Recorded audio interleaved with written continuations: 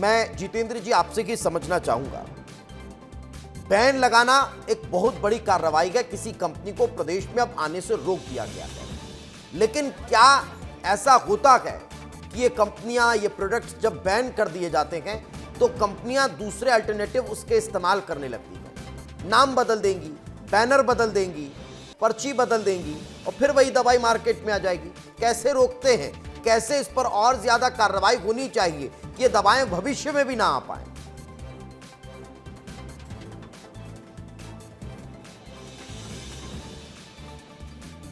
नहीं, देखिए ऐसा है कि अगर बैन अगर किसी प्रोडक्ट पे अगर लगाते हैं तो पहले तो ये मैं आपको ये बताना चाहूँगा कि आपको मैं कि जो ड्रग जो है तो ड्रग के कारण समस्या नहीं हुई। ड्रग में जो बनाने में जो मिस्टेक हुई है या जो लापरवाही कहें अपन इसको, उसमें एक DTE जो है उसकी मात्रा ज़्यादा मिली है, जिसके कारण से समस्या पैदा हुई है। अपन ये नहीं कह सकते कि ड्रग में कोई खराबी थी या जो ड्रग है उसके कारण ये समस्या पैदा हुई। ये ड्रग तो काफ़ी लंबे समय से चला आ रहा है, ऐसा नहीं कि पहली बार जो है ये ड्रग दिया गया हो।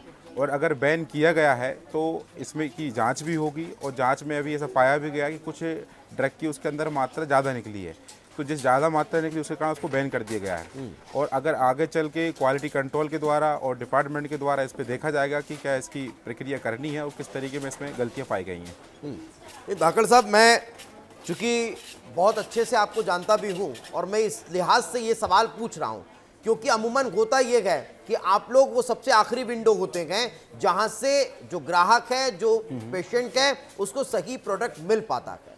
यही कारण है कि ये सवाल खड़ा होता है कि क्या आप लोगों की भूमिका और महत्वपूर्ण हो जाती है, क्योंकि कई बार ऐसा होता है कि बिना पर्चा लिए, बिना डॉक्टर को दिखाए लोग दुकानों पर आते हैं और आप लोगों से कहते हैं कि साहब बहुत दिनों से सर्दी जुकाम है, कोई दवाई दे दीजिए।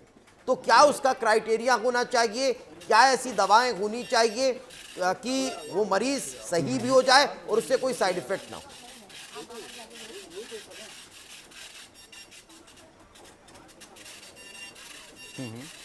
नहीं, देखिए पहली बात तो यह है कि ऐसा नहीं है कि जो ड्रग डॉक्टर के प्रिस्क्रिप्शन पे देनी चाहिए या जिन ड्रगों के लिए ये बोला जाता है कि सिर्फ डॉक्टर के प्रिस्क्रिप्शन पे ही देनी चाहिए, उनको केमिस्ट जो है वो सिर्फ डॉक्टर के प्रिस्क्रिप्शन पर ही देता है। ऐसा नहीं है कि कोई भी व्यक्ति आता है और उसने अगर केमिस्ट अगर कोई दवा मांगी तो हम लोग उसको दवा दे देते हैं, ऐसा नहीं होता है। और जो नॉर्मल ड्रग होते हैं, जो OTC ड्रग होते हैं, ओवर द काउंटर, वही ड्रग जो है नॉर्मल पेशेंट को दिए जाते हैं। बिल्कुल, चलिए मैं आपके पास लौटूंगा, लेकिन रवि अंबे जी हमारे साथ जुड़े हुए हैं। डॉक्टर साहब, बहुत गंभीर सवाल इस लिहाज से ये हो जाता है क्योंकि कोई भी परिवार को, कोई भी माँ बाप को, उसके लिए उसका बच्चा उसकी सबसे बड़ी जिंदगी भर की पूंजी होता है। यही कारण है कि वो जब डॉक्टर के पास पहुंचता है तो उसे भगवान के रूप में देखता है, क्योंकि वही एकमात्र आखिरी सहारा होता है जो उसके बच्चे को स्वस्थ कर सकता है। लेकिन जब इस तरह की घटनाएं होती हैं तो हर तरफ सिर्फ शक की निगाहें दौड़ने लगती है। डॉक्टर को नहीं पता कि उस दवा में जो लिखा हुआ है उसके अलावा भी कुछ मिला हुआ है। दुकानदार को नहीं पता कि इस दवा को जब डॉक्टर ने लिखा है तो उसके अंदर क्या क्या है। वो सिर्फ आप लोग एक सिस्टम के थ्रू काम कर रहे हैं। लेकिन फिर सवाल यह खड़ा होता है कि जब इस तरह की घटनाएं हो जाती हैं तो फिर उसका जिम्मेदार कौन होता है? हम आपको जानते हैं, हम उस कंपनी वाले को नहीं जानते जिसने ये दवा बना करके भेजी है। तो क्यों ना ऐसा हो कि जो परंपरागत दवाएं चली आ रही है, जो पुरानी कंपनियां चली आ रही हैं, उन्हीं को आगे बढ़ाया जाए, उन्हीं की दवाएं लिखी जाएं।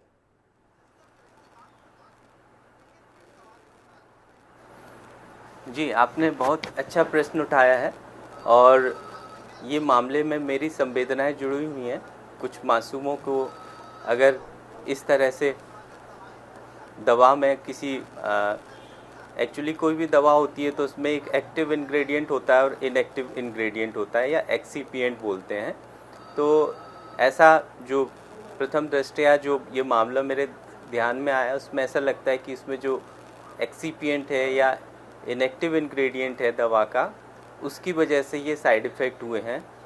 मैं इसके संदर्भ में आपको बताना चाहूँगा कि 1937 में ये जो इथिलीन ग्लाइकोल नाम का जो सब्सटेंस अभी हमारे सामने आया है, एक सल्फेनिलामाइड एक ड्रग होती थी, एंटीबायोटिक हुई थी, तो उसके बहुत अच्छे रिजल्ट आए थे। सोर थ्रोट, गले के इन्फेक्शन, बुखार, सर्दी, खांसी में उसको काफ़ी उपयोग में लाया गया। लेकिन वो चूँकि दवा टैबलेट फॉर्म में उस समय उपलब्ध थी तो बच्चों को नहीं दी जा रही थी, तो उस समय किसी साइंटिस्ट ने उस दवा को सिरप बेस में बनाने के लिए इथिलीन ग्लाइकोल का उपयोग किया था। ये मैं 1937 की बात बता रहा हूँ मैं। तो उस समय इथिलीन ग्लाइकोल की वजह से ये इस तरह के केसेस सामने आए थे, तो सबकी निगाहें उस तरफ दौड़ी थी कि कैसे बच्चों की किडनी खराब हो रही है, बच्चों में मृत्यु हो रही है। तो उस समय रिसर्च करके पाया गया कि ये इथिलीन ग्लाइकोल है, जिसको घोलने के लिए, दवा बनाने के लिए, सिरप बेस बनाने के लिए ये सल्फेनिलमाइड ड्रग को उपयोग में लाया गया था, उसकी वजह से ये प्रॉब्लम आई थी। तो बड़े आश्चर्य का विषय है कि वर्षों पहले जो घटना हुई थी, इस तरह की घटना की पुनः पुनरावृत्ति हुई है।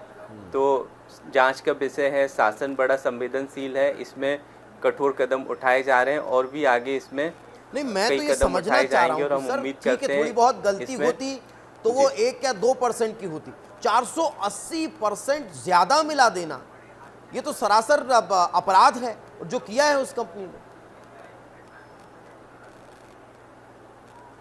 बिल्कुल, अगर ऐसा है तो ये बिल्कुल अपराध है और मतलब ये अक्षम्य अपराध है, इसमें मासूमों की जानें गई हैं।